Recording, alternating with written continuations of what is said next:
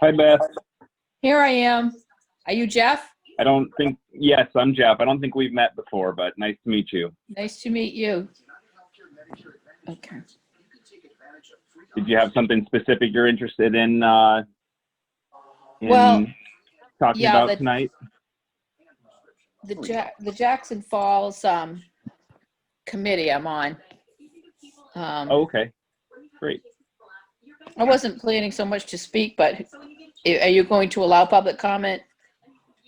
Yeah, I think so. I know Emily Benson had reached out to me, wanting to speak about the committee a little bit and talk about, the survey that had been sent out and maybe any progress the committee had made so far. And then, I imagine there will be discussion amongst the Conservation Commission itself as to whether, we want to officially recommend to the selectmen. I don't know whether we have to officially recommend to the selectmen that this committee be made official in some way. But yeah, I think we're certainly planning to discuss it, and I think we'll have time for folks to weigh in on the public side as well.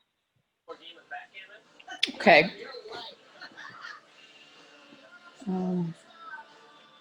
Are you the chair? Yes. Okay. Any leg to stand on and sort of shrugging their shoulders and saying, who knew? They knew. I mean, or turning from the president who stood for re-election. It is always a referendum on you. I can't stand to watch people eating on screen. Oh, I am. Will, are you there? Can you hear us? Yes, I am here. Can you hear me? Yeah, we can hear you. How's it going, Will? It's going great. Thank you. Writer, director, and sometimes stand-up comic. Thanks for joining us, and sorry for the last-minute communication. It's fine. It's fine. I'm just glad I could be here. I'll sort of formally introduce myself once that I see there's an agenda item for the minutes taking. So I'll sort of formally introduce myself when that time comes. Yeah, that sounds good. Okay. Also was behind the HBO show Girls. And none of them are doing live meetings. Judd Apatow is a huge critic of Donald Trump, which he There's Emily. all the time on his Twitter feed and elsewhere. So I hope you join it. PM Uh-oh. Eastern, the one and only Judd Apatow making his What was that? review. As always, thanks for watching. Hey, Beth.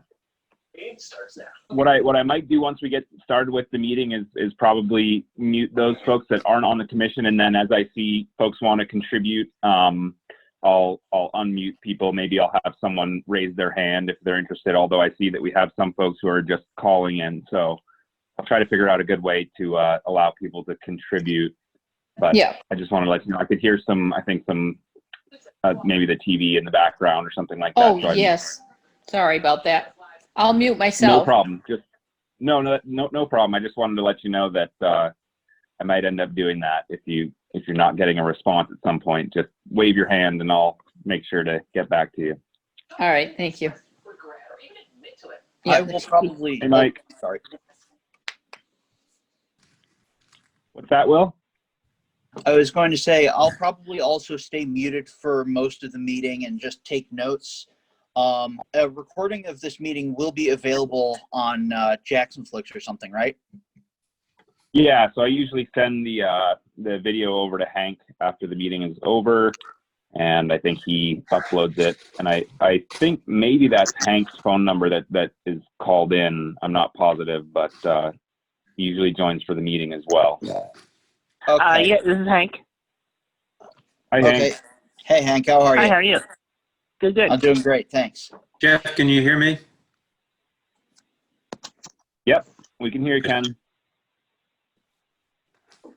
Hi, Dick. Hi, How are you? I'm very well, thank you.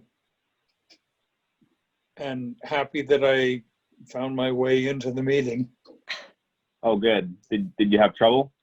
No, actually, I'm getting better at it. I used to have trouble, but practice made, well, doable. Yeah. All right, we're still waiting on a couple folks from the commission itself, so I'll give it a few more minutes here. Real quick before the meeting does start, is the roster on jacksonnh.org still is that up to date where it lists the commission members? I believe so. I can confirm for you right now. I haven't looked at it in a little while, but let me take a look right now. Okay.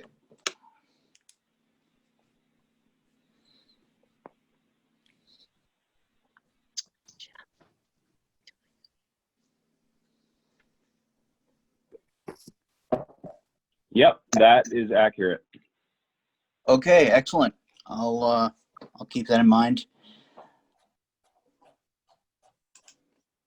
Hi, Ben. How's it going? Good. How are you guys? Good. Just want to make sure I can hear everyone and everyone can hear me. Hi, Jeff. It's nice to see you. Hi, how are you? I really can't wait to meet you in person. I'm sure I've seen you at the post office, but That could be, although I'm on the waiting list, so I'm not there regularly. So the outstanding question tonight is, do I need to cover my tomatoes? Yeah, that is a good question. Gonna get close, seems like. I'm betting no. It's out there right now. We did basil only. No tomatoes. it's pretty windy out still. Yeah. Well, I was planning to wait a couple more minutes. I haven't heard anything specific from Tom or Brian. I thought Pam was for sure joining. She had reached out and said and asked for the Zoom link about a half an hour ago. So I expect her to join at some point. I'm not sure about Tom and Brian, but we believe we have a quorum with 4 out of 7. Am I correct in that? Yep. Yes, I Myself, saw. Ken, Mike, Ben, and Dick as well. Yeah. All right. Well, we'll go ahead and get started, and I'll keep my eye on the waiting room in case folks pop in. But Jeff, who was I think on we the have a muted fairly- phone? What's that, Ken? Who was on the muted phone? That is Hank. Hank, Dinesh. okay. Yep. So, yeah, we'll go ahead and get started. First thing, as always, is to review the minutes. Did everyone have a chance to take a look at those that were sent out? I can pull them up on my screen if folks want a chance to look at them now.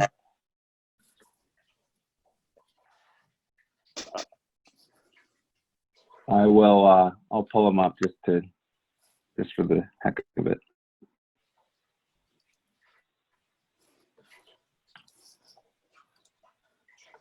A lot of discussion around Jackson Falls.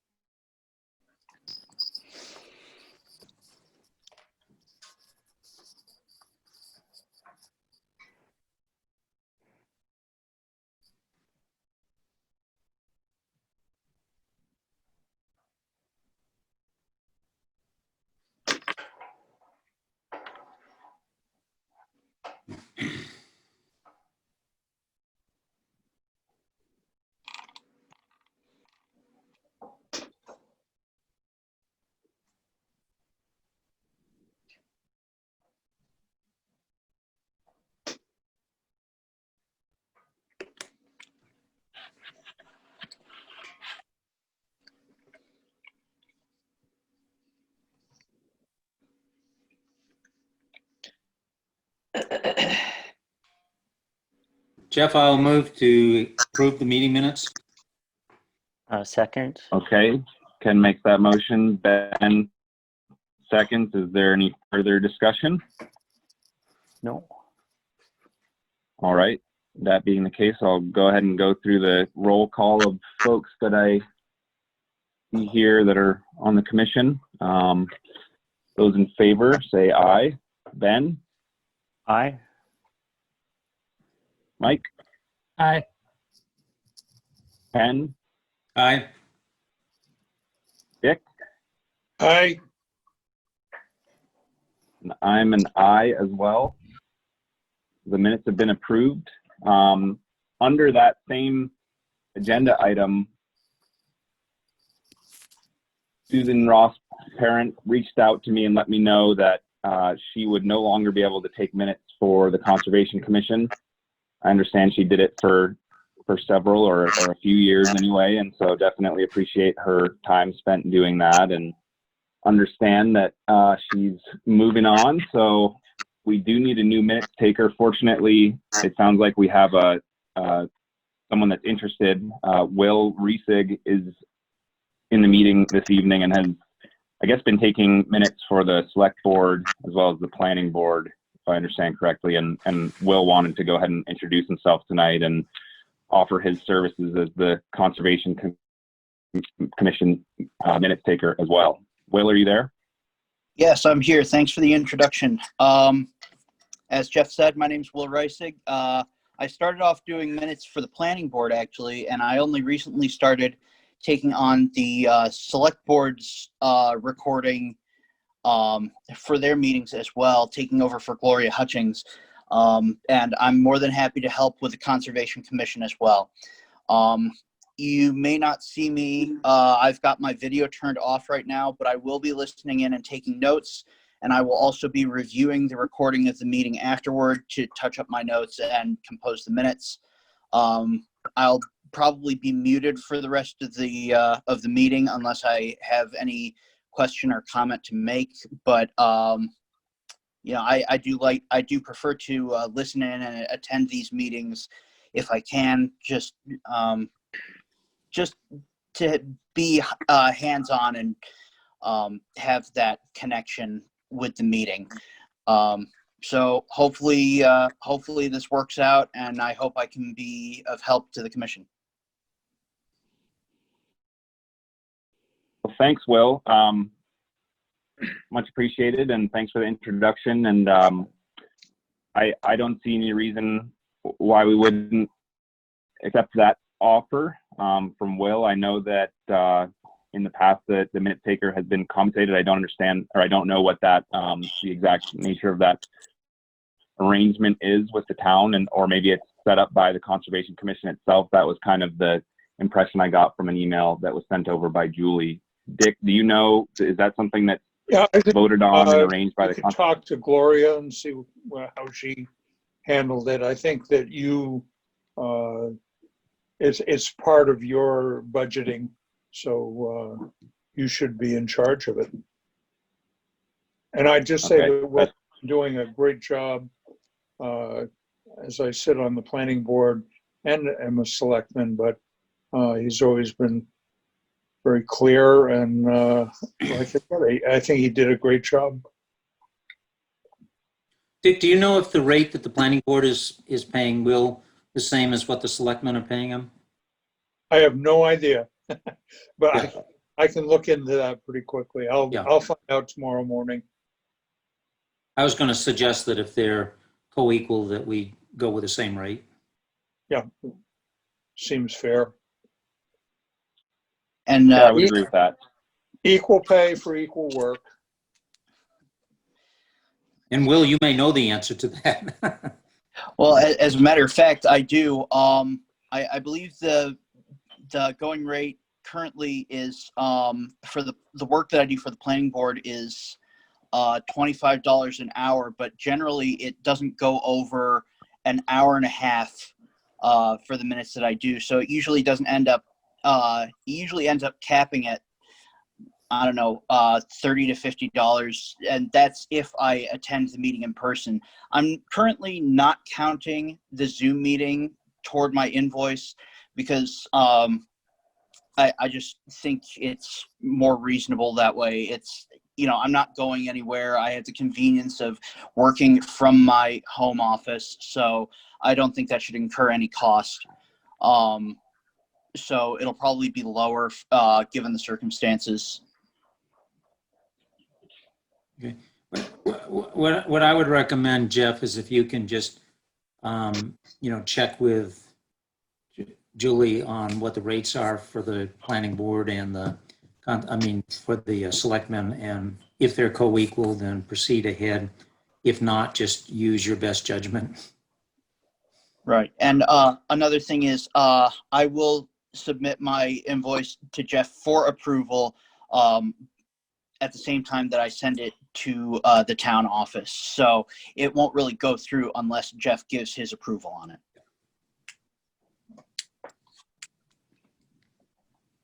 That sounds good. Yeah, I'd be happy to follow up with Gloria. And I guess maybe we should take a motion on that and vote on it. Maybe the motion, I would make a motion that we hire Will Reisig as the minutes taker for the Conservation Commission at a rate to be determined based on further investigation with the planning board and the select board based on what they're currently paying him. I'll second that. Okay, any further discussion? No. I'll just go through the roll call here. Ken? Hey. Mike? Aye. Ben? Aye. Dick? Aye. And I'm an aye as well. So Will, I'll follow up Jeff, with you've had you. somebody additional join in the meeting? Hi, this is Yep. Pam. Yeah. Hi, Pam. Hi, my iPad does not recognize your address, so I finally figured out how to call in. Oh, sorry about that. Oh, no problem. My iPad is old. Okay, but you're here. Oh, well, thanks. Okay, well, we just, so yeah, Will, I will follow up with you after the meeting. I will follow up with town and see if we can get an agreement worked out. Does that sound good? That sounds great. Excellent. Thank you very much. I Okay, will now. thanks, Will. Yep, no problem. I'm going to mute myself now. I don't have any further comment at this time. So carry on. Thank you. Great.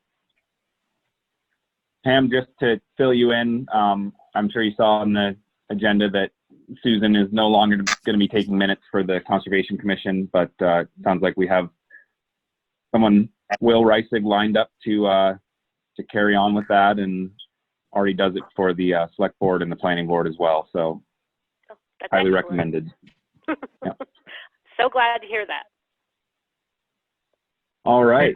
Pam remembers Well- the day we used to argue for hours over who had to take the minutes. So I'm really glad we have somebody just willing to do that. There's probably a good 5-year span where we spent every meeting arguing who had to take the Right.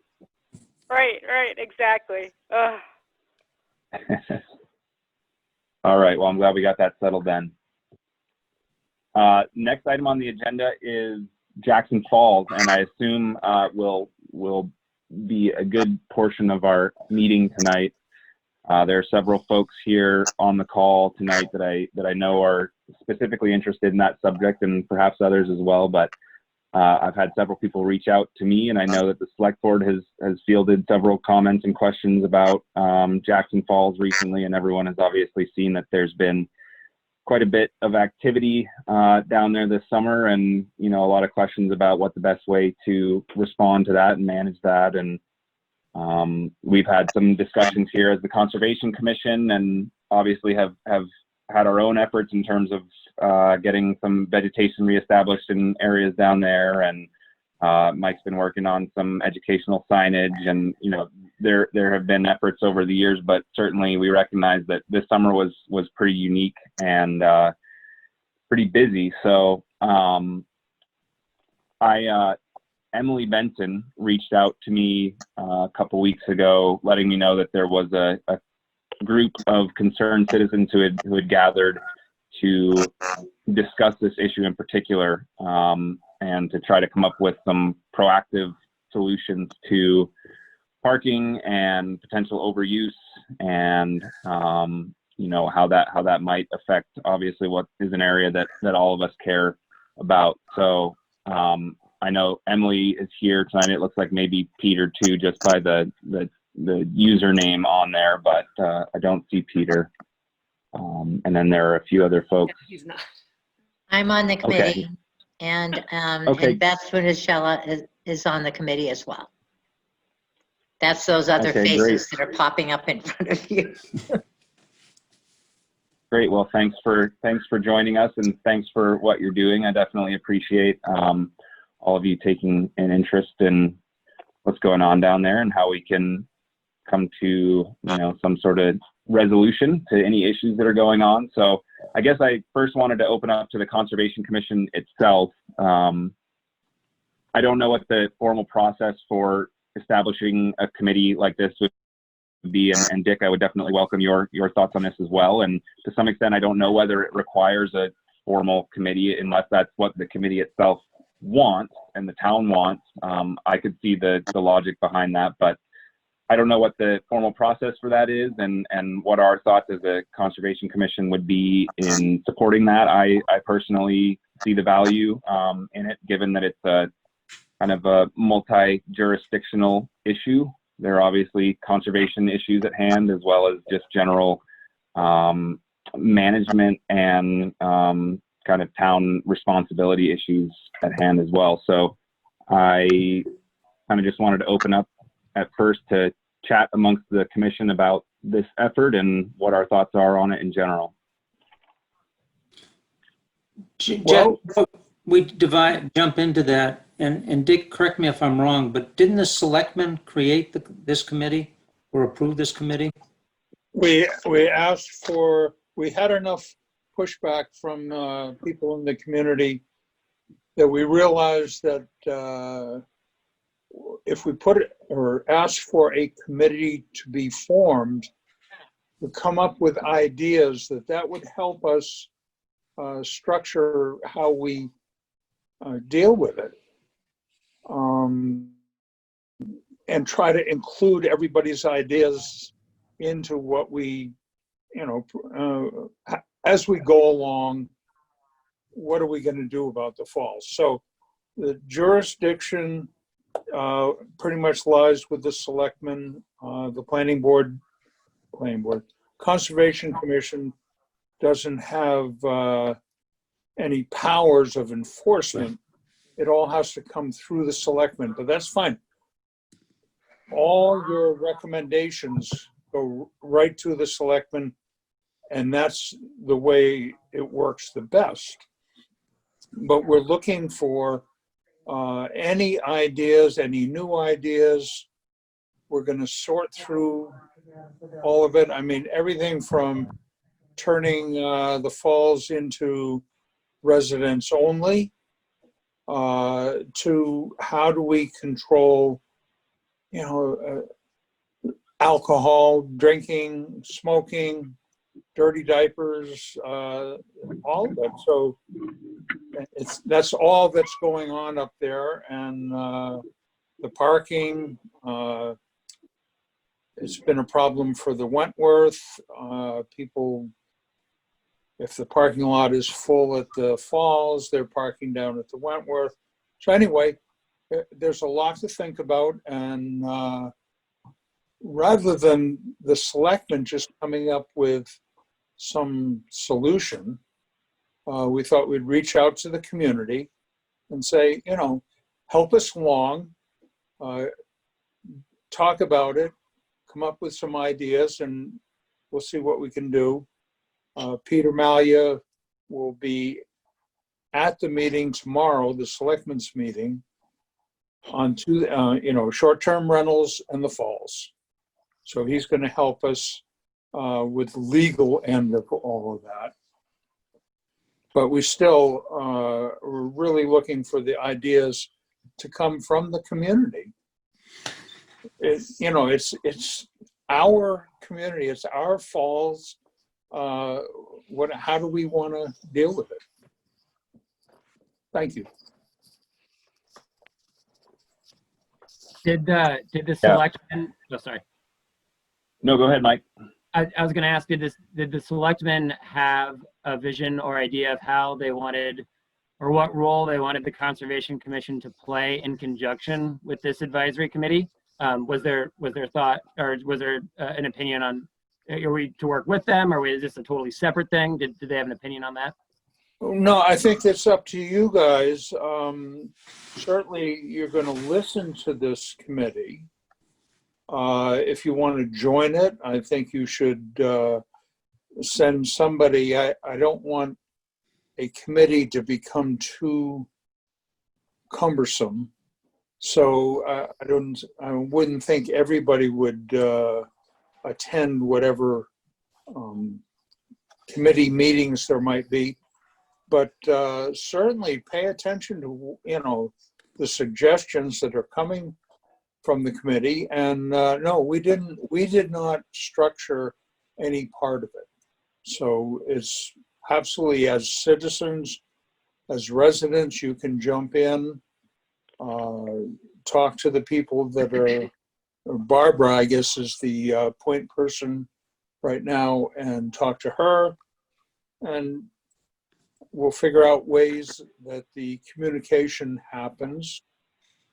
And it's not going to, it's not quick, but I would think that by our town meeting deadlines, which are actually in January, we could have something put together that we could ask the town to vote on. Thank you.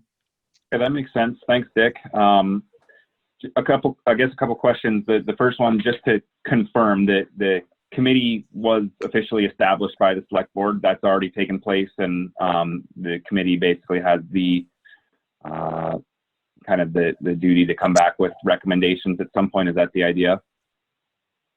Yes. Okay. And I did get one email referencing a potential ordinance that the select board was discussing, and it seemed to reference Peter Malia. Is there a specific ordinance that he is talking about tomorrow, or do you know what that particular question would have been about? No, I don't think it's anything specific at this point. Okay. Jeff, this is Pam. Yep. I spoke with Peter Malia this today, and so he was talking about the work that Ken was doing on trying to add alcohol to the existing tobacco ordinance, so that alcohol would not be allowed at places like the Falls. And basically, I think what we came up with is that that it would be, banning alcohol exceeds our powers as a Conservation Commission according to the statute. But we could basically have a motion to urge the selectmen to refer specifically to the Jackson Falls when and if they choose to add a prohibition against alcohol on town properties. Because right now it's not clear because, Jackson Falls isn't necessarily, maybe a park, maybe it isn't, but it would certainly be clear if it actually specified that it applied to Jackson Falls. Yeah, the town's tobacco ordinance, I think, which exists right now, pertains to all town lands, whether it be a park or a town building or whatever. And when I worked on the draft of just changing the language to the tobacco ordinance, that would have incorporated all town properties, whether it be park, building. Okay, thanks for the clarification, Pam and Ken. And Jeff, I just wanted to add, after I had, I had volunteered to take a look at the tobacco ordinance to see whether we wanted to make some suggestions to modify that ordinance, which would then have to go back to the selectmen as to whether it was approved or not, because we don't have that ability. And one of the things that triggered that discussion, excuse me, was our concern about litter. And it turns out that the town actually passed a litter ordinance way back in the 1980 something. I think I did circulate that information. So if the desire is to deal with a litter issue, there is already an ordinance. It's just a question of enforcing it. If the concern is about rowdiness and drinking at the falls, then you would want to address it through adding something either to the tobacco ordinance or writing a separate ordinance and then seeing whether the selectmen would approve it and the town in the end would approve it. But if litter is the Right. issue, we don't need an ordinance. We already have one. For litter. Yeah, and thanks for. And that's doing one that thing I did. research. I started plowing through the Prospect Farm. At times, ordinances are getting passed when they already have ordinances that existed from 20 years ago and so on and so forth. And you want to be careful because there's some crosstalk that starts to pop up because the institutional memory is not always there. Right. Pam, did you have something to say? Well, I was just going to, one of the things that Peter and I did talk about is what is the role of the Jackson Conservation Commission. So we looked at the law, which is 36(8):2. And it's the proper, just to remind us what we're supposed to be doing. It's the proper utilization and protection of the natural resources. So, that could encompass more than, in terms of proper utilization might include behavior, but then again, if the town's already working on that on their own and it's town-wide, it just seems to me that we've always been restricted from doing things like suggesting safety as a reason for doing things. So that was kind of and I think I did circulate some of the things that the Jackson Conservation Commissions can do, which was interesting. I don't know if anybody had a chance to look at that. I did. That was a good resource. So Yeah. That was interesting, yeah. I think the only Well- properties that can actually come under the jurisdiction of the Conservation Commission is a town forest. And there's definitions of what a town forest is. And I think the selectmen have to decide whether they want the Conservation Commission. And currently, I don't believe that Jackson owns a town forest. Prospect Farm is not a town forest. But I guess Dundee Forest, when it becomes, hopefully, when that's set up, Right. that would be a town forest. That is correct. And then there could be a decision by the selectmen to have the Conservation Commission oversee that in a managerial role. That was my understanding of reading the RSA. Right, yeah. I think that's right. Okay, so it sounds like there's some gray areas and some potential to go either way with that, but largely to me it seems to make sense that we kind of allow some time for this committee that's been established to to weigh in and come up with their recommendations and at some point fuse those or combine those with any that we as the Conservation Commission have to bring to the town or to the select board. And I guess that to me strikes me as a good time to potentially let some representatives of the committee that are here speak about what they've come up with so far and what they've done so far and kind of what their goals are. And I imagine that I think Emily mentioned that she was hoping and the committee was hoping to have Conservation Commission representation on the committee. So we can get into that. And I don't know if there's someone in particular from the committee that's here tonight that would be interested in giving that introduction and summary. Barbara, you on? Barbara Mayo is here.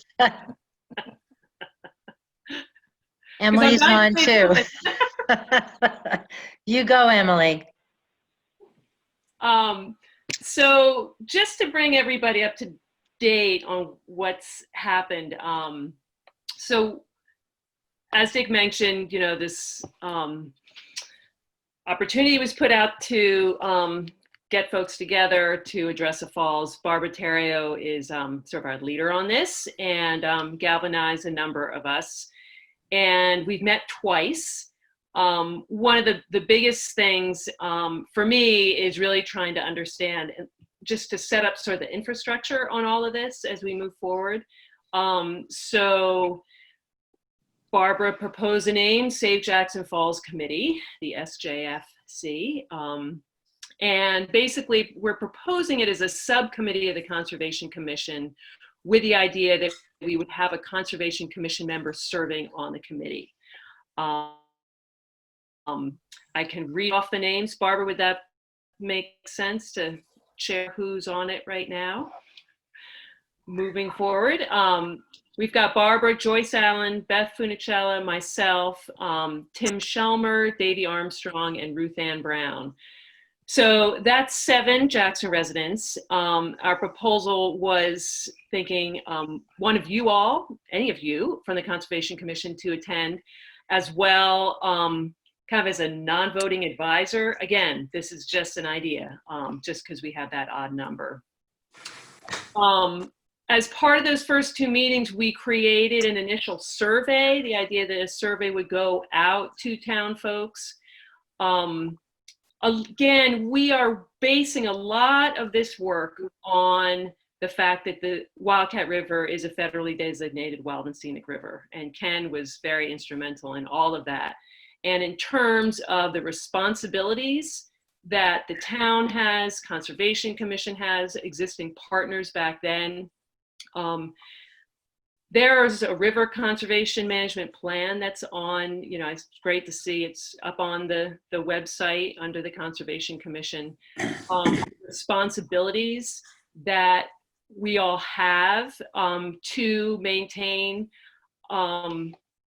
looking at the hydrology, the vegetation, all of that you all have been working on through the years. I actually served on the Conservation Commission years and years ago, so a little familiar with what's been going on.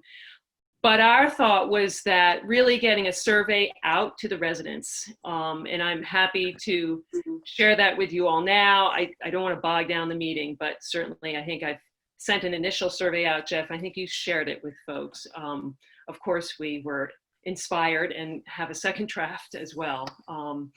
And basically proposed next steps is that, you know, Barbara would be heading up the committee, confirming membership with everybody. And then we look at a timeline to send out the survey, really sort of envision having maybe a couple public hearings so that we can share data and thoughts. So again, that this is all based on facts and not hearsay. And then just kind of need to nail down what proposals, when those need to be forwarded to the selectmen to then bring on to town meeting. So Beth and Barbara, did I miss anything? Please chime in. I'll mute myself, and if there are any other questions. So again, I like to kind of put stuff out and then everyone can say, no, that's not right, but we have something. One of the most important things for me is living on Carter Notch Road and having been here since 1972. Riding up and down the road, being able to go to Jackson Falls and sit on a bench and sit there and just get rid of my pressure and stress from the day has been one of the most valuable things that has ever meant to me in Jackson. And you, as a commission, have tried so hard. You've made so many improvements. I mean, I can see what you're doing. You're saving the flora. You're trying to save everything that we have there. And it just breaks my heart that this summer, more than any other, it's been building every year, but there is no respect for what was deemed in 1988 a wild and scenic place. And that's where my heart is. And I just want us to be able to get it back again. And you have spent so much time trying to make it so beautiful, and people have destroyed it. And that's why I'm on this committee. I just want us to be able to enjoy what we've always had once again. Thanks. Barbara, just a quick question, and having worked on some of these same issues in my former life with AMC, with the National Park Service at Acadia and so forth, there is the sort of ecological resources and there is the social actions that happen there, which sometimes are the same thing because they interact and sometimes they're just different.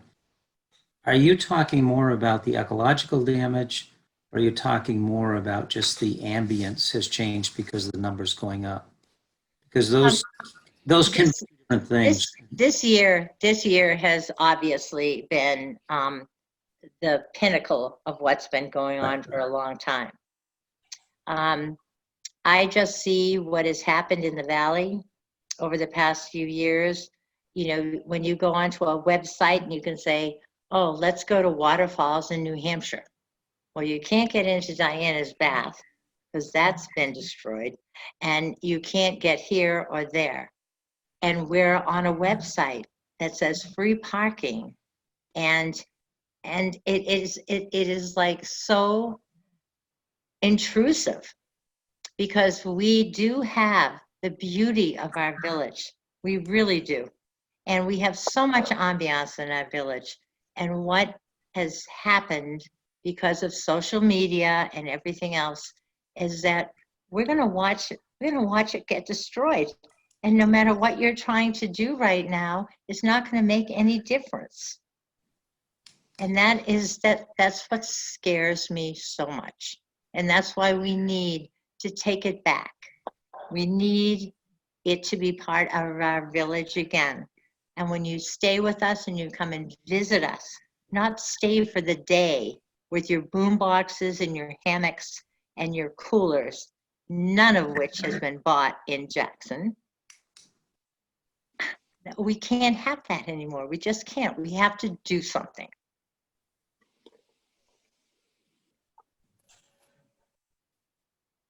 I'm done. Thanks, Barb and Emily.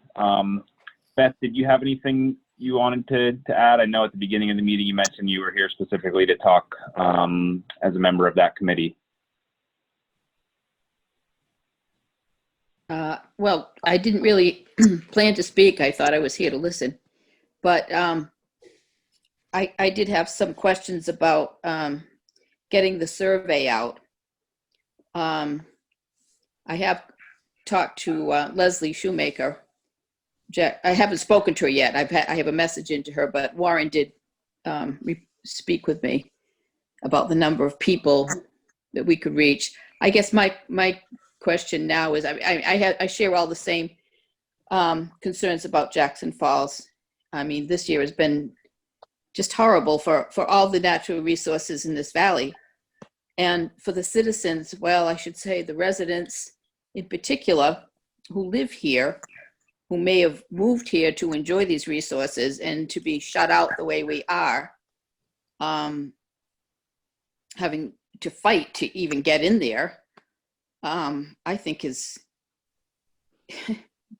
well, I don't want to be melodramatic, but it's kind of deplorable to think that we have to go through this in our own town.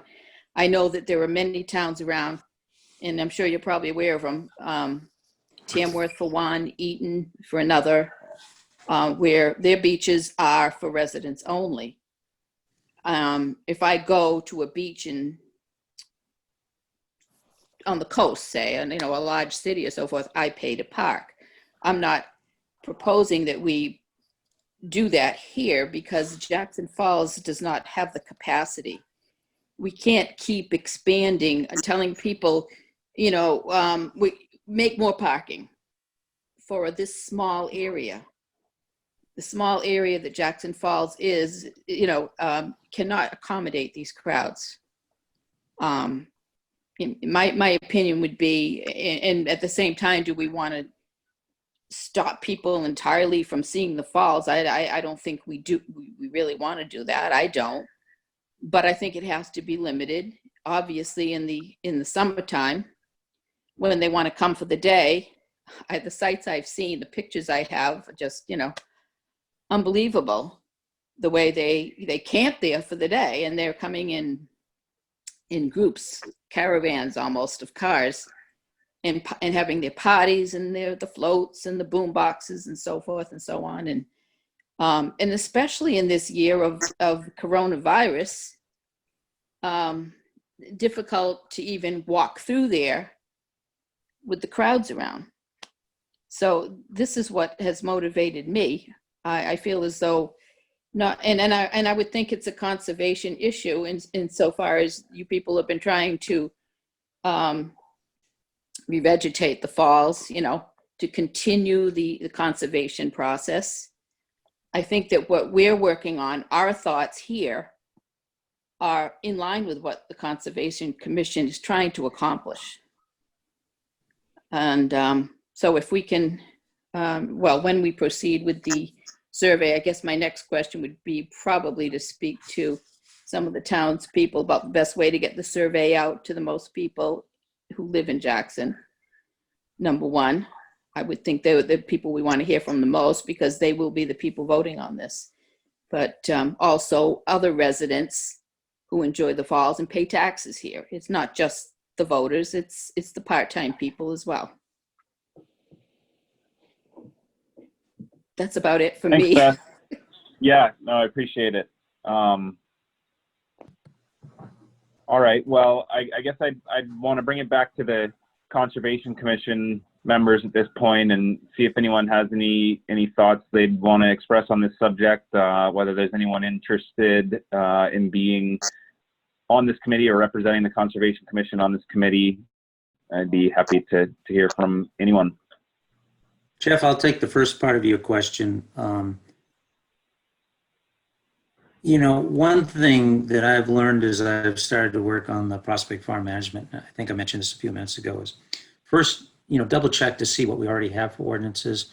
I believe the town also has a noise ordinance. So if we have a boombox problem, if we have a litter problem there, we don't really need to create a new ordinance or new set of rules because we already have rules. It's a question of enforcement.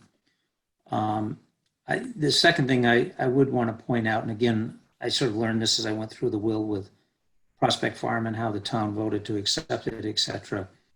There were some people saying the Prospect Farm was only set aside for residents only. And I think that could be legally challenged if that concept moved ahead. I don't know how Jackson Falls came into the town's ownership, but you would want to make sure that you understood that, just as I've learned as I went through the Prospect Farm, that there was actually a legal will. The town voted to accept it under the terms of the will. It has abused those terms at times over history, but that is there, and you could be subject to legal challenge if you don't understand how the town actually came into ownership and what restrictions do or don't exist. I think that is essential. So those are, and the reasons why I sort of bring this up is if you get into the residents only, you are going to create a very challenging problem because like my son grew up in town, but he's not a legal resident. If you say residents only, that means you couldn't, many of us, kids couldn't go there. My son couldn't go there. So you want to be a little careful about what you're inventing or it may come back to bite you.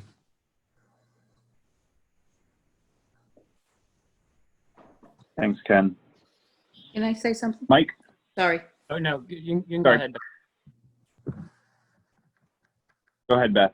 Okay. I don't think that, well, at least my thought is that it isn't that we're trying to say, I think it's the restriction of the parking, number one, so that Jackson residents are able to park there, and to cut down on the feet on the ground at the falls, the amount of people. I don't think anybody expects, obviously, if someone just walks up to the falls, however they get there, I mean, we're not restricting, there's not going to be anyone saying that you're not a resident, you can't come in. I don't see that. I don't see The only that. reasons I brought that up is you want to be careful when you put out your questionnaire, because if you put out in the questionnaire, the Jackson Falls should only be for townsfolks. I wouldn't be surprised that you would see the majority that just off the cuff would say yes. And now you've got this mandate that came through your survey, but it would be very difficult to deal with after the fact. So I just throw that out as something to take into consideration with the question here. Understand. Thank you. Hey, Ken, Yeah. were you not on the original committee for the wild and scenic designation? I oversaw, AMC did a lot of the research for the designation, and Bernard Martin was actually the lead Laura? for that. AMC wrote the environment, was charged by the Park Service to write the environmental assessment and so forth. So yeah, I was very familiar, and Sarah was involved with a lot of the citizens committees. Yeah. Okay, one of the things that we did do in our research before we even started this was I talked with George Bordash, and I've got all the documentation, everything from that wild and scenic designation. And there were 3 parties involved in that in the control of the Wildcat River and the corridor. They are the National Forest, which is the upper, Right. and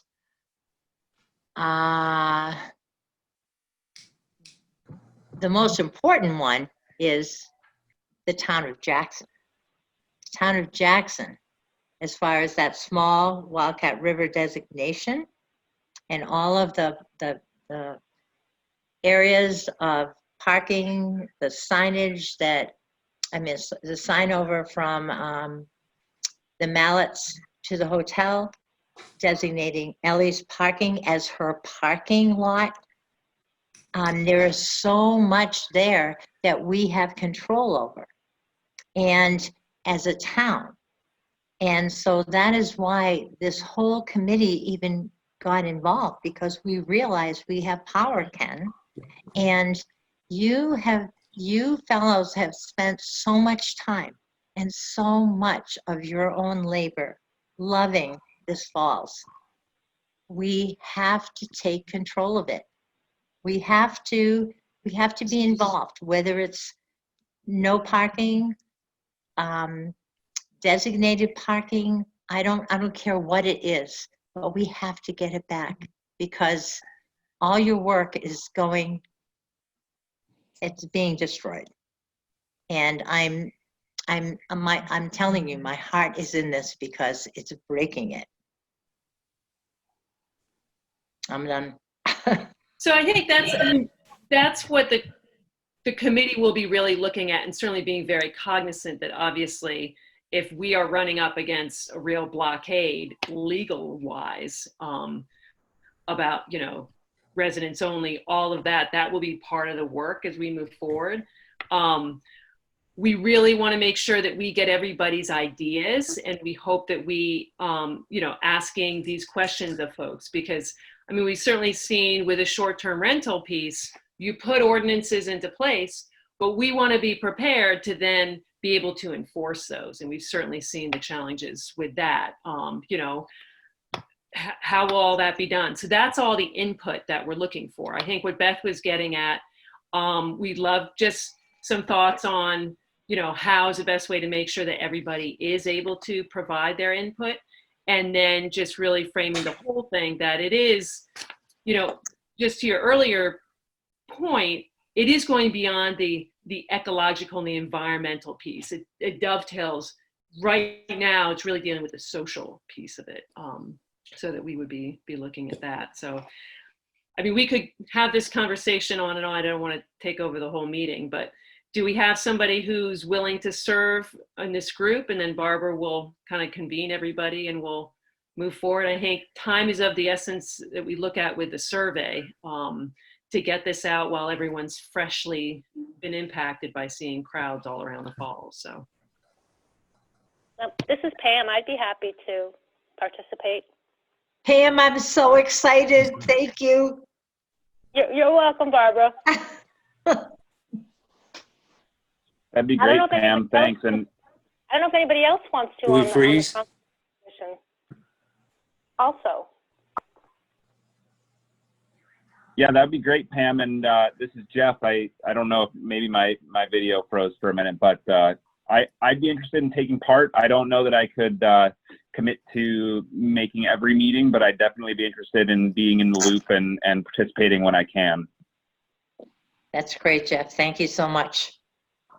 So we have it. So I set up the Zoom meetings for this group. So we'll certainly make sure that we get your contact for both you, Pam, and Jeff. And I set that up, send it to Barbara, and she'll send that around. Just really making sure that then the feedback, we have that communication to then be able to share at your Conservation Commission meetings. So that's all good to go. Perfect. Thank you so much. I just had a quick thought. Yeah, Tom, and then Mike. Tom, and then Mike. Thanks, Jeff. I feel like this, to a certain degree, I mean, at least Pam and Mike have been on this commission longer than I, and there's many people here who have been involved for longer, but I feel like it's really getting at the social questions driving everything else that we make in terms of the ecology of the falls. And I feel like the Conservation Commission has danced around this and kind of been told yes or no on whether it's our business to get involved in those social questions. So I think it's great that it's going to the town at large to answer those basic questions of for whom, how, why, all of the basic things that basically is going to get at writing more, for intents and purposes, kind of the guidance by which we then make specific recommendations, whether it's parking or number of people or whatever it is. I think getting the town's vision down is really the important thing. And then making sure it, as Ken says, it matches with history and then moving forward. And I think you all know this. This is not a problem common to Jackson. And there's a lot of history to be learned, though. I mean, in my dying days at AMC, we were working with the Forest Service and the state park system on the Franconia Notch parking issue on I-93 and Franconia Ridge, Baxter State Park. Acadia has dealt with the same problem.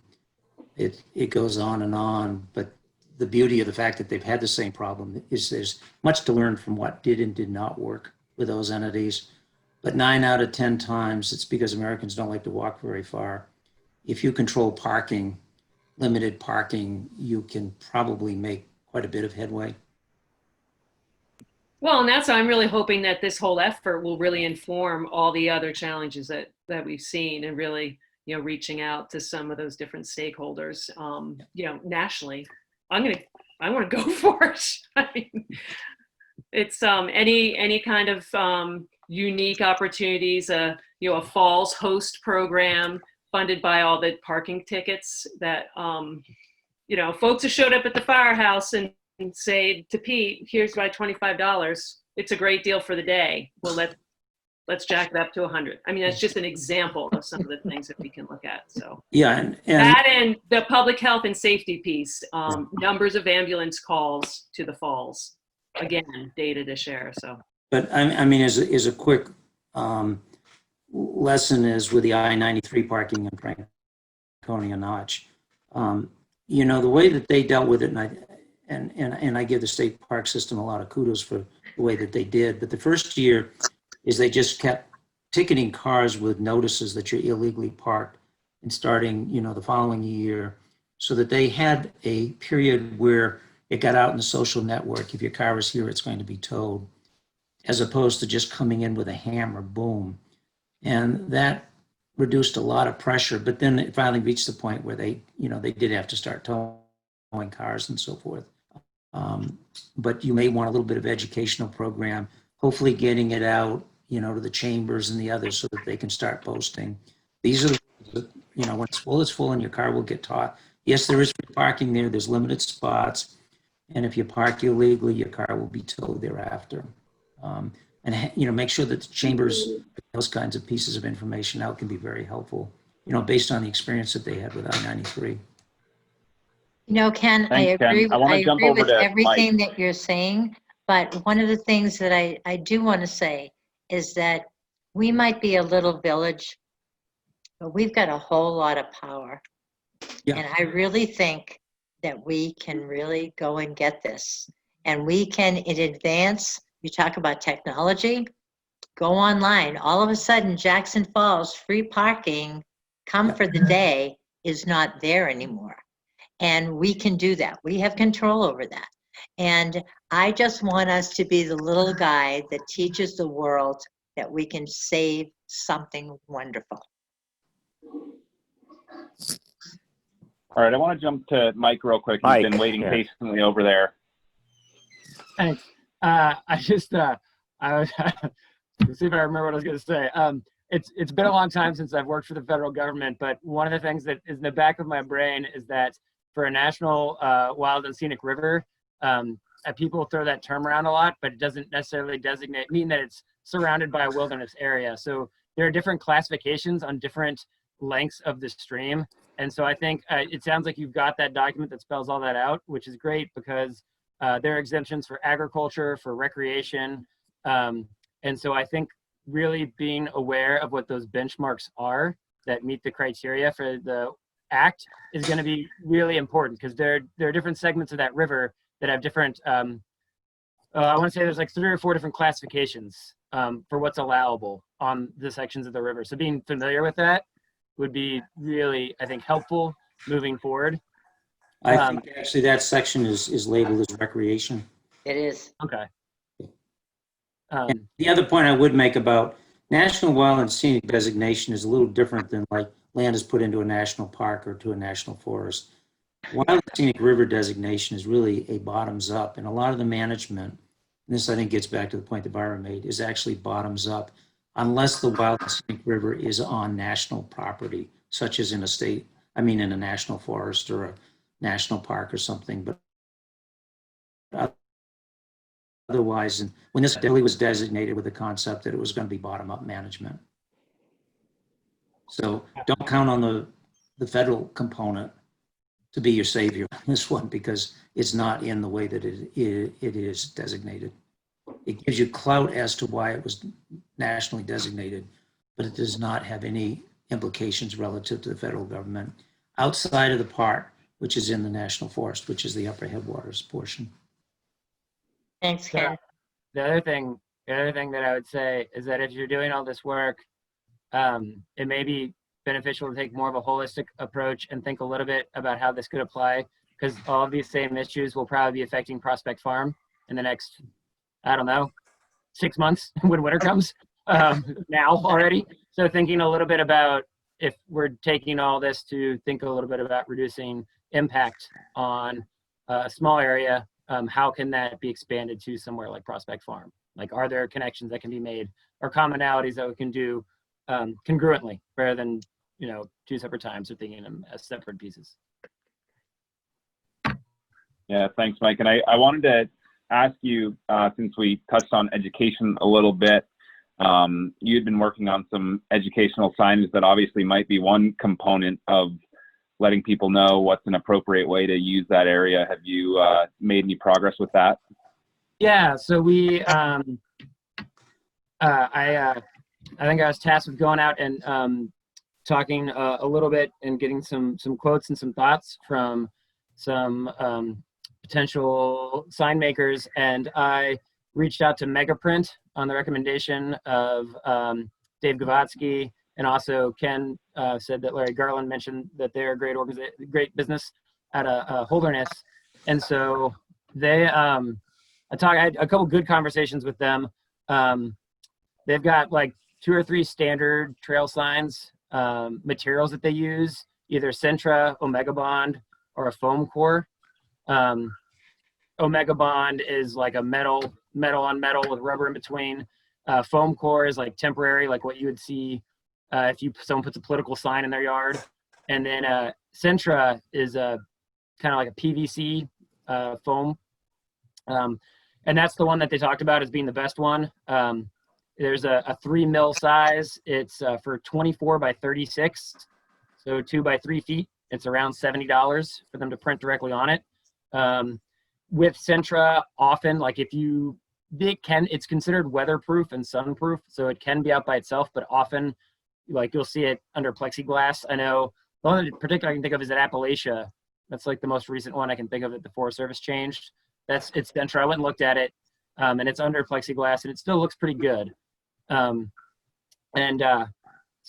that's about $70 by 2 by 3. For a 3 by 4, the next stage up is about $80 to $85. They go as big as like 5 by 8 feet, which probably a little bigger than what we want at the Falls. Don't need a billboard there.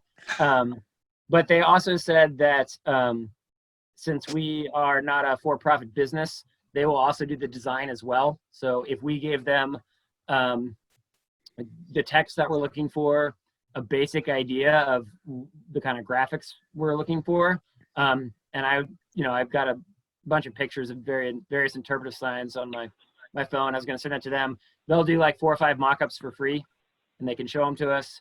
And they've got a team of graphic designers that they essentially said, something that they spend an hour or 2 on, they just won't even bill us. He said if we came in and we said, we want you to build this from the ground up, then there would be an additional fee. But essentially, something that they could do in like an hour or 2, it would just be that fee for the actual printing on the site. They were great. They talked about lots of places and, lots of people that I knew, whether it's at the Nature Conservancy or various nature centers around that they've worked with. If the board wants me to, I'm willing to go talk to a competitor as well. There's Minuteman in North Conway. There's the place in Berlin, Smithton Country. I can't quite think of the name of right now.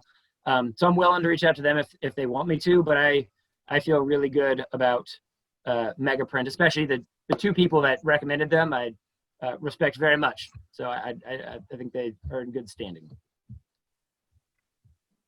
Yeah, I would definitely be in favor of that, especially given that they're willing to provide some of the preliminary design work for free. So I think that makes good sense. And I'd be in favor of you asking them to go ahead and do that. And I know I reached out to Brian to see if he might be interested in building the actual framework for the sign, and he hadn't gotten back to me yet, but he may be interested in doing that side of things. So maybe what makes sense is to have that mock-up version created, and I think also what would make sense is to ask this committee whether they have recommendations for things that they'd like to see included in the sign.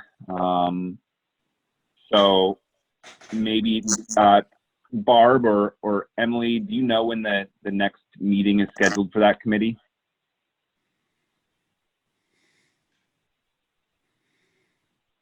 I'm going to answer and look at Barb.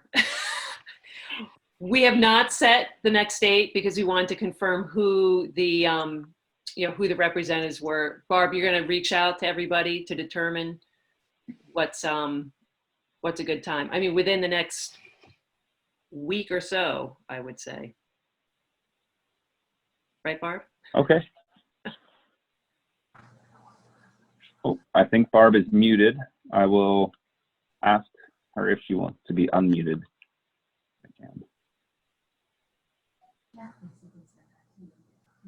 Barb, I think, yep, there you go. Sorry. If I would like to have your email addresses so that I could get back to you.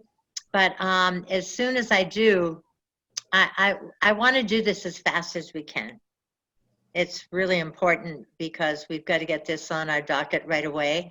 My email address, if you want to write it down, is I think I have it, Barb, actually. I bet you do. I know you do. Yep. It's btonT@roadrunner.com. But Pam, call me. 603-986-5168. And what I could do, Barb, too, is send you an email with Pam CC'd so that that's we're all great. on it. That would be perfect. If there's anyone else on the Conservation Commission that would be interested in being on that email, let me know. Now's the time to speak, I guess. I can't even wait. Really. I'm so excited that that we're all on board and we all want to do the right thing. So that's what's most important. Jeff, you can put me on the or you can put me on the email list. Since I'm sort of the lead on Prospect Farm, I'm not going to jump into both of them concurrently. Okay. I will try. Fair enough. I know, Ken, I would love to have your input because you were part of the original committee, and that's what's really important. Okay, thanks, Ken. I'll include you on that email. Do we need to, is this something we need to vote on to have Conservation Commission members participate in this committee, or is it just a voluntary thing on the part of the individual members? I You think wouldn't have to vote on it. It's a citizens committee and you're all citizens of the town. So I think you can go ahead and volunteer to be on the committee. You're not being appointed to the committee. You're volunteering to be on it. I think it might matter if it's officially a subcommittee of the Conservation Commission or not. I think if it's a citizens committee, that's true. I think if it's going to be an official subcommittee, I think by the statute, it has to have a Conservation Commission member on it to lead it essentially, and then bring everybody else in as a volunteer to the Conservation Commission. So I think it a little bit matters by the state statute how the committee is going to be set up. Thomas, thank God you know the rules. And is that something that we see a particular value in, designating it as an official Conservation Commission subcommittee? Go ahead. I'm certainly not opposed to it. I'm just curious what the advantage to doing that would be. Again, I'd have to look at the ramifications of that whole idea. As it is now, excuse me, as it is now a citizens committee, I don't think we have much legal pushback, but once we get into a subcommittee of the Conservation Commission, I would really want to check on that. But Dick, if the selectmen have worked to set up a citizens committee, made up of volunteers, I don't know why it needs to be a subcommittee of the Conservation Commission. I'm not saying it does. I realize that idea was coming from the other side of the screen. Yeah. So I'm just saying that if that's true, to make it a subcommittee, I would really want to look into it.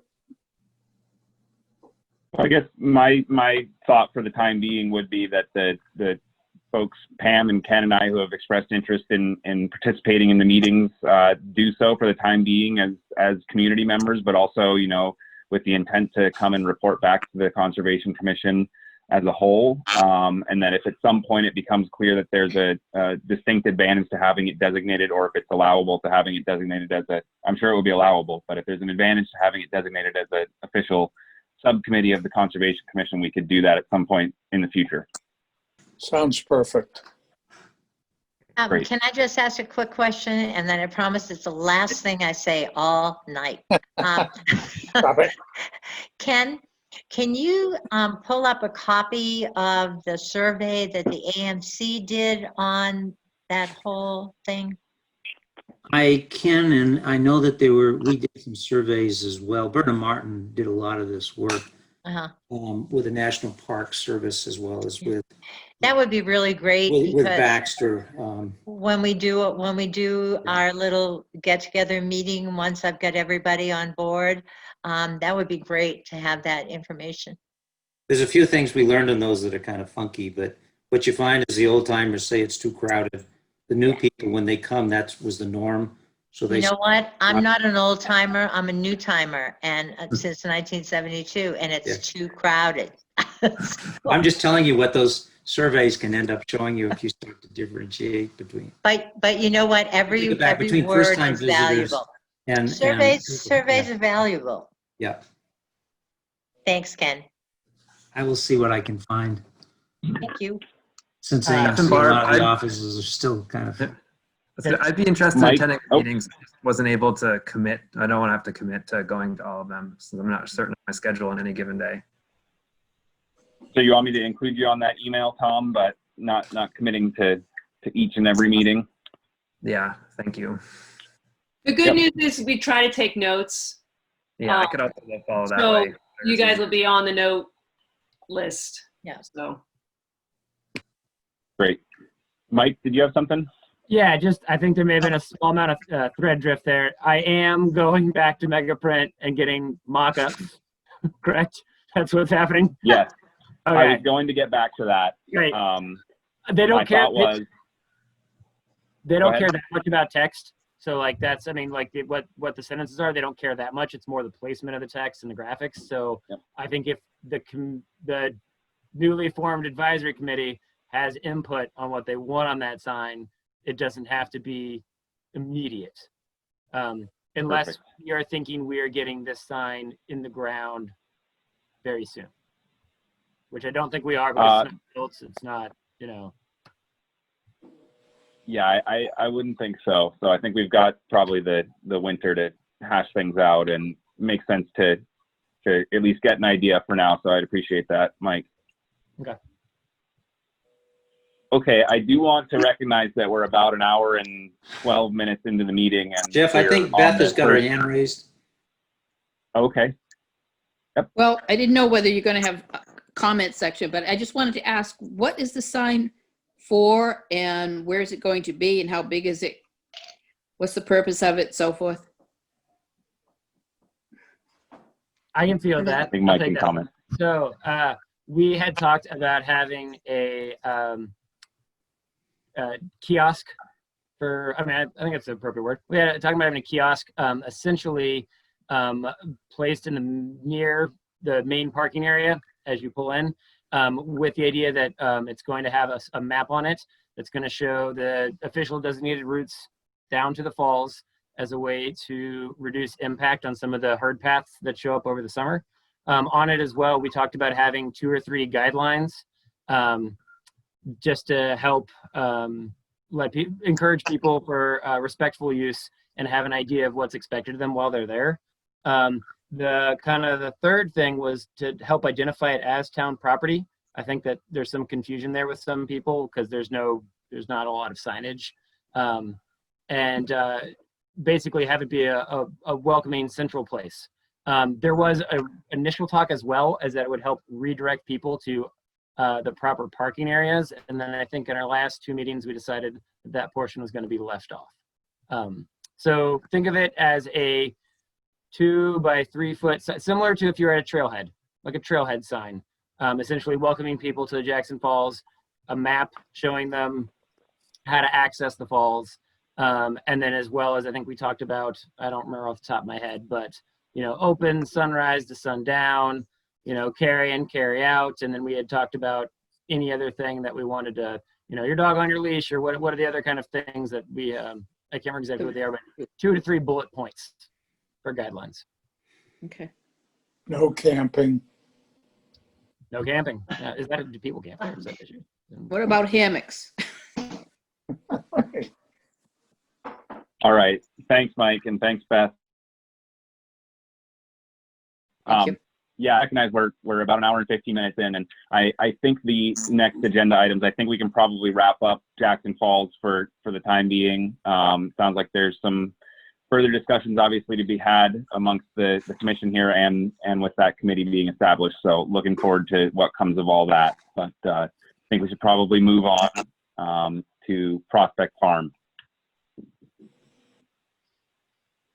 And yes, I would definitely understand if anyone who was here specifically for Jackson Falls is signing off at this point. If you do jump off, thanks for being here and thanks for your efforts, and we'll be in touch. See, Beth is waving goodbye, and Emily, I think, as well. So thanks. Okay, so Prospect Farm. I think I can move through at least the things I had updates for fairly quickly. We're continuing to kind of try to check off some of those 2020 to 2022 recommendations that were part of the forest management plan. I did verify that the boundary line painting and the mowing were both, the amounts for the costs for those things were both approved by the select board. I reached out to Tim Nolan, and he said that he would be able to do the boundary line marking, and he was going to try to fit it in his schedule for this fall. It didn't happen this fall. He'd do it first thing next spring. It didn't sound like an urgent item, but obviously a near-term goal. So it's on his list, and sounds like he'll send an update when he knows when he'll be out there and an invoice when he does do the work. So that's all been approved and hopefully will be done soon. The mowing, as far as I know, the cost for that was approved as well. And I spoke with Rick Davis a few weeks ago, who had planned to be out there sometime in September, late September. So I imagine he'll be up there fairly soon. I haven't heard from him in the last couple of weeks, but I can follow up and check. But that is moving forward as well. Ken did a little bit of research on the stump dump, and it sounds like there's not a requirement for a town to have a stump dump. There are some allowances and some exemptions from permitting and that kind of stuff that you sent out, Ken, regarding disposing of stumps on site being kind of the preferred method. And it sounds like maybe it's a town decision at some point of whether to stop allowing stumps to be deposited at Prospect Farm, but that there doesn't have to be an established stump dump in town. Is that correct, Ken? Yeah, and Dick, I think, were you going to reach out and talk to the few individuals who had been using the stump dump to see what issues would play out if, you know, the town decided It's really not not to? being used that much anymore. Yeah. I did talk, you know, with a few contractors, and there's just not that many people using it. Well, one of the ways that we might approach it, I'm just throwing this out as a suggestion. Obviously, the Conservation Commission is working on a general management plan for Prospect Farm, and then we're going to have to decide at some point how we're making a recommendation, whether it's something that is voted on by the town and accepted as something official, which is what happened back in the 1972, I believe it was, when there was a citizens committee and the Conservation Commission put it forward as an article to be voted on. And those actually became legal components of how Prospect Farm was to be managed or not managed. The other is you could just have a general management plan, like the forest plan that we have currently is not something that we're mandated or the town is mandated to follow. It is just a series of professional recommendations that we're using and making some of the decisions out there. But Well, be careful that it was voted on at a town meeting.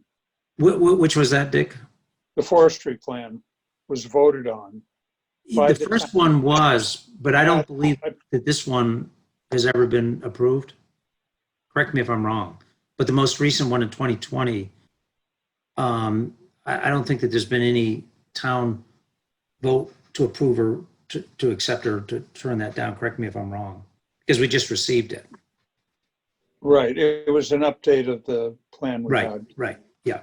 So if, you know, the decision is to make the forest plan and the general stewardship plan, you know, something that is voted on and approved as has happened in the past, then we could deal with stump dump in that process. If the general management plan that we put together is just a guidance document that we're using as a policy to try to help guide the town forward and there's no vote on it, then it would be harder to close that stump dump. And we'd have to do a separate mechanism to do it. I'm not sure we want to answer that tonight, but I think those, I think those are the two routes to bring closure to that question.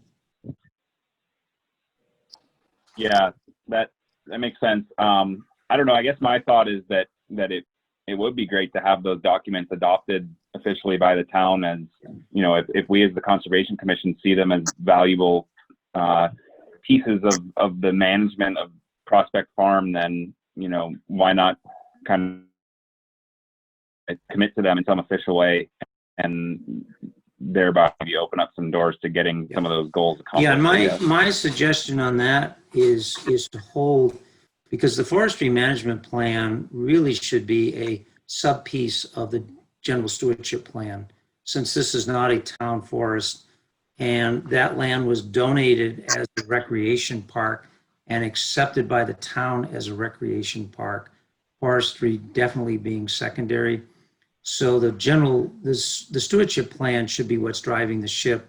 The forestry is a management tool to meet the general stewardship, which should be following the intent of the will and the way that the town voted to accept that property in 1938.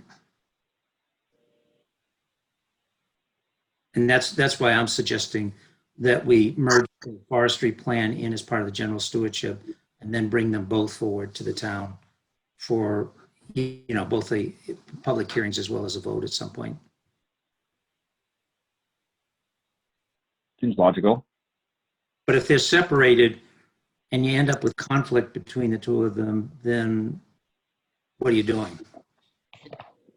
Well, you have one in place right now. So the general management plan will be a new document, and we'll just see how it fits together. Yeah, and that's what we're working on right now. Yeah. You are. Yeah, and Ken, thanks for your work on that. I'll be completely honest that I did not have a chance to review it thoroughly before the meeting. I think because you had sent that out, was it yesterday or? Yeah, I got it out yesterday. I mean, I got some feedback from Mike because we have a Brian said he was going to, and then he did not get back to me, so I was still waiting to see whether he had any further input. So you didn't get it till what, yesterday or the day before yesterday? Yeah. I'd like a copy of it if I can get it. You should have it in your email, Dick. You were on that list when I sent it out. Haven't seen it, but yeah, and that's the same email that had the RSA. The frequently asked question component on the stump dumps with DES. okay, I'll look again. I haven't seen that, so. Yeah, Dick, if you don't get it, let me know and then I'll resend it to you. I'll let you know. Yeah. So I guess my thought, it sounds like Brian is, as part of the subcommittee, still reviewing the document, and I would definitely like to review it and provide any feedback that I have, as I'm sure maybe other members of the commission would. My thought would be maybe we pick that up again at the next meeting once folks have had a chance to review it a little bit more and comment on it. Does that make sense? Yeah, I mean, just as a brief background, the part that where I have text to is outlining, the town's votes. I've tried to list out the town ordinances, selectmen actions that have already been taken so that we're not reinventing the wheel on Prospect Farm, so that whatever decisions we make, if we need to rescind something or if it already exists, there's no sense in us recreating it because it already exists. What we would just simply do is reference that as part of the policy of the general management plan. But then when we get down to the specific areas, which is, some of them have already been resolved because the town has voted no ATVs and so on. But I've made out a list of recreational uses I think that are happening up there. And then I think as a committee, we need to sort of brainstorm a little bit about what it is that we think is appropriate for each of those categories. So the key thing that would be helpful back to me from the committee members is this the right list? Is there something missing? Or is some of these just don't belong in that list? And then we can start to go through, but I don't think I should be just sitting there being the one deciding what, the first draft is for all of those. I had a chance to look through it and I thought it was pretty all encompassing, and I thought it would serve as a good roadmap for breakout groups to then, fill out, as a skeletal framework for breakout groups to then fill out the information. So I thought it was well done, Ken. Well, I just have a quick question. So in your conclusions and recommendations, that's just a skeleton. Those haven't been subject to discussion in any meeting yet? That is correct. Okay. I just wanted to make sure I was up to date with everything. Yeah. Thank you.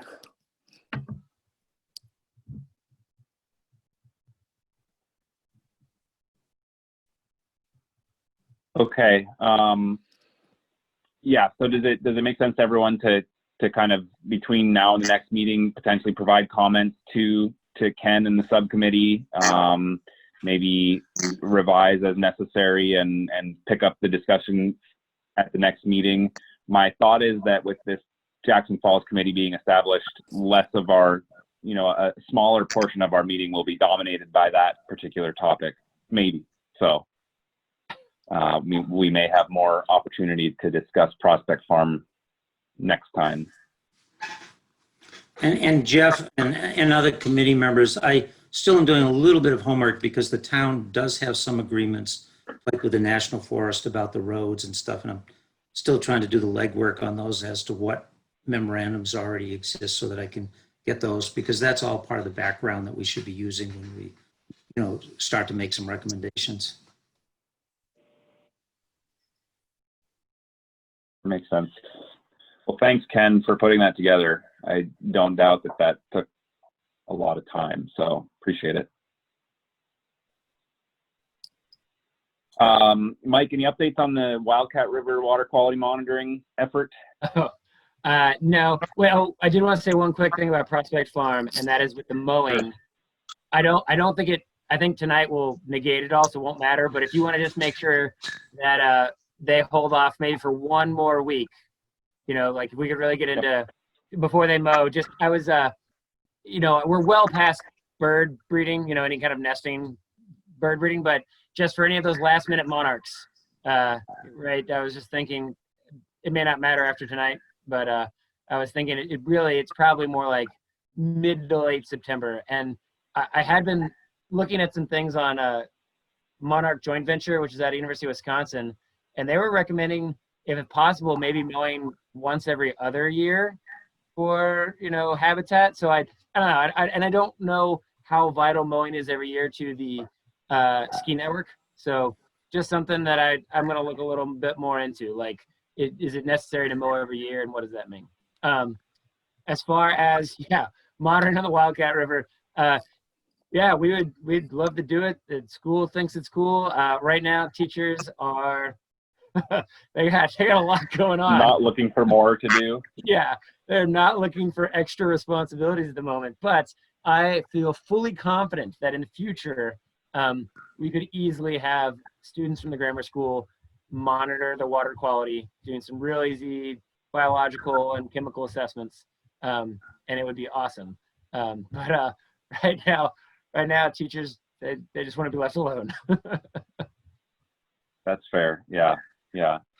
I sense that there would be some good opportunities for grant funding for something like that. So if you want to talk about that at some point, I'd be happy to help if we were going to put an effort like that forward. So yeah. Really cool. Also, all right. Oops, go ahead, Dick. Up at Prospect Farm, at some time you should consider apple tree pruning. Those trees were pruned, oh boy, I'm going to say 8 years ago, maybe 10. But they should be pruned to get the upright growth, cut it back, and you know, they get pretty rank and there's dead wood. So anyway, in the future, whether it be a commission project or a community project, you should go up and prune some apple trees. We can revive Margaret and Brian's old idea of having a fall party up there. Do some apple pruning. Oh, we could have cider. Yeah. I like it. We should make sure that somebody knows how to do it. If it was me, I'd cut everything wrong.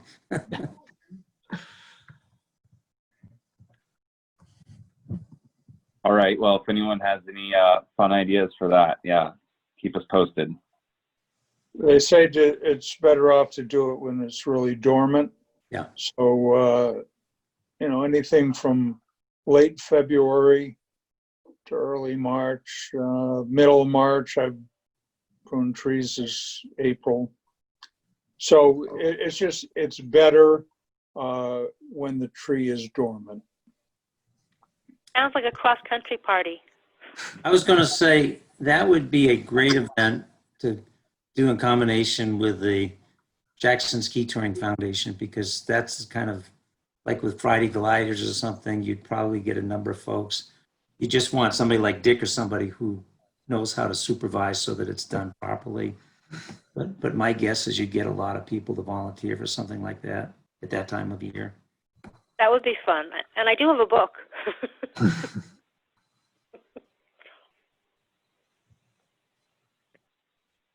All right. Well, maybe we'll designate another subcommittee to plan the cross-country tree pruning party. All right. Let's see. Gray's Inn. Anyone have any updates there? I know there were some trees that fell down that were then cleared to get the trails open again. That's the only update I have. Yeah, I think the Ski Touring Foundation sent somebody out to do it. Yep. I think that's the first time in a while that we've actually had something to say about Gray's Inn in particular. So just wanted to add that in there. And not to burst your bubble, but Bill Terry pointed out to me that there's a tree kind of perilously by the porta potty at the Jackson Falls that's at a right angle. I don't know if anybody else noticed it. Yeah. But I don't know if we have to call the basically Pat Kelly or how that works. I would definitely call Pat Kelly. Okay. So can anybody from the Conservation Commission call him, or? I'll call him in the morning. Oh, thank you, Dick. You're welcome. Great. All right, conservation easements real quick. I did go into the town and look through what we had there for official documents associated with those and pulled out a few that I thought would be helpful, have electronic copies of, and had the, and I believe Julie was going to scan those and send those out. I didn't find everything that I was looking for, but I'll keep looking.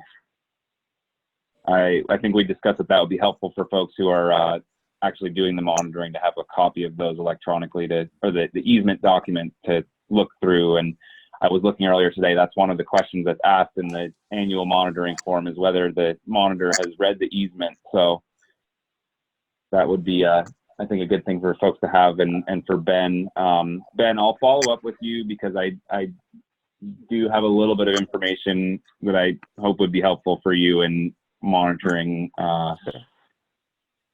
doing the easement monitoring. I think that property is very easy to monitor from everything, but without having that document, like I can say yes, but I don't have the legal language there to feel totally comfortable to sign off on it and submit a report. Right. Okay, wait, actually, can you remind me which property it was that you're taking over for? It was the properties that Bill was monitoring. Let me see. I think it's Tilney. Tilney, yeah, that's right. I'm sorry. I want to say that was one of the ones I pulled out and had scanned, so I should be able to send that your way, Ben. Yeah. Okay, great, thank you. Yep. Now, Pam, I did want to follow up with you and just make sure. I had been pretty sure that at one point you mentioned that you had the letters put together and sent out. Am I correct in thinking that, or? I have not sent them out because, and Tom, you can probably correct me on this, but we sent out letters before, and people sent us back, corrected addresses. So it would be good to have the latest addresses to be able to. We have the letter, electronically. I don't know what letterhead we're supposed to use to send them out. If we can use, if the town wants us to use their letterhead, or if we just make up our own. But I don't know if Tom might have the addresses. I believe I've made changes to all the addresses I had on the, God, how many ever there were of the different letters, basically on them. So the ones that were in that Google Drive, I think, should be up to date, as I knew. And I think, this is maybe splitting hairs, but I think we could send them to Julie and have them come out of the town printer, but I think it was more I don't know about basically just being there and helping stuff the envelopes and putting them in the mail, just so that we weren't viewed as dumping our work on Julie, I think was kind of the slight pushback I got as far as the letters go. I think we could Well, still it's print them. because when we first did it, we were just going to do it ourselves, and then somehow or other they took it over. I asked them if they could initially. Okay. Because initially, I don't know if you remember, Larry would just do everything at home on his printer with his everything, and I was trying to move away from doing it in my house and having, Right. is that Right. it, like and come out of the town office and the stamps come from the town and not have to get reimbursed for all that small change, basically. Right. Yep, that makes sense. That was my intent then. So the Google Drive has the addresses? And Yeah, who there has the should Google- be. There should. I believe I invited everyone to it, so everyone should have access to it through an old email from that Jackson NH Conservation Commission Gmail account, and I believe there's a different copy of the letter for each of the landowners, the correct addresses. Pam, let me know if you can't find that, and I can send you the link to the Google Drive again. Okay. That would be great, because I'm pretty sure I can't find that. Well, I'll just send it either way then. Oh, thank you. Yep. So do you want us to send the letters out now, or go over to can we go to see the Julies during COVID to see if we can help ask them to just print them, and then we take them back and stuff them and send them out? Is that the idea? I think we could ask them to print them, and then I could go in at some point and package them up. That might be the best thing to do. I think they're generally trying to avoid, when they can, having people come in while they're there. That makes sense. Dick, do you know, to go in, sort of a similar question, I'm still trying to run down some of the background information on Prospect Farm, which is in the town files, like the memorandums of understanding with the Forest Service, et cetera. Can we set up times to go in to take a look at those files? Do you know? Yes, you can set up with Juliet. Will Okay, thanks. make an appointment, and she can pull the files that she has access to. Yeah, she was helping me before the whole COVID thing, and then. Yeah. Great. So Jeff, getting back to those letters, if, like Tom says, there are letters for each individual property with the updated addresses on the Google Drive, then it may just be a matter of bringing that to the town and asking them to print them out.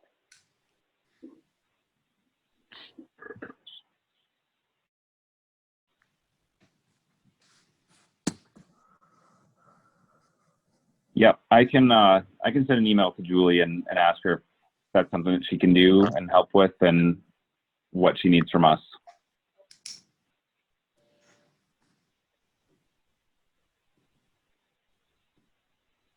Does that sound good, Pam? That does. I figure we always bring this up at every meeting, so I figure we may as well see if we can't just get them out. Yes, I would agree. Okay, I don't have anything to report for wetlands unless anyone else heard anything, but I don't think I got any letters or notifications.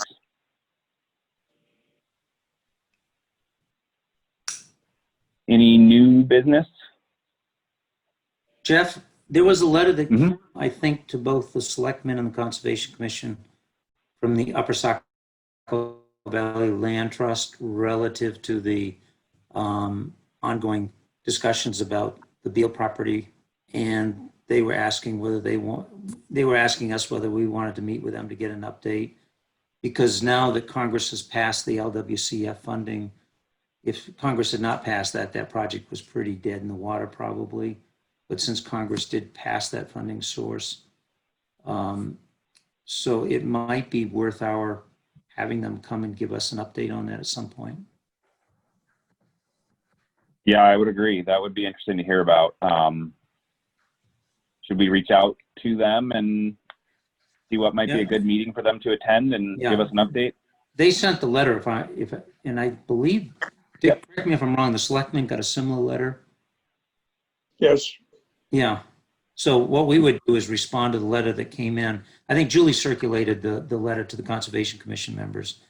What we'd be doing is just responding and saying, yes, this is our next meeting. Could you give us a quick update? Yeah, I'd be happy to do that. That brings up a good point, which is that the package that Julie mentioned that went along with those letters, each one of us as an individual Conservation Commission actually got one. I stopped by the town this past weekend, and there was one for each member of the Conservation Commission that included their reports for the properties they monitor here. So go and pick it up when you have a chance. I was gonna say, I think they got recycled today. You were supposed to pick them up by today, or that was the deadline. But that's good to know. I didn't know if it was just going to the commission or to each of us. It was to each of us. I didn't know that was the case until I got there, but I guess it sounds like maybe they got recycled. All right, well, I guess more punctual next time. I think that's it for tonight then, unless anyone else has anything.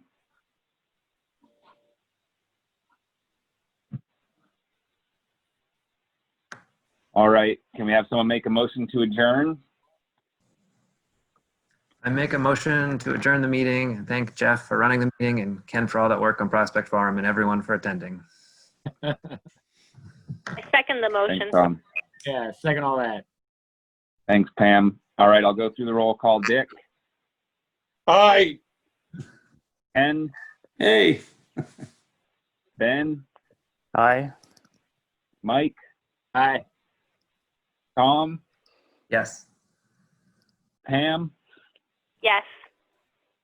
And I'm a yes. And thanks again, Will, for offering to take minutes. Let me know if you need anything, but otherwise I'll follow up with you so that we can get things worked out for you to do this on a regular basis. All right, sounds great. Thank you very much. Thanks, Jeff. Okay, thanks everyone. Have a good night. Thank Thank you. you. Bye-bye. Meeting. Bye. Good night.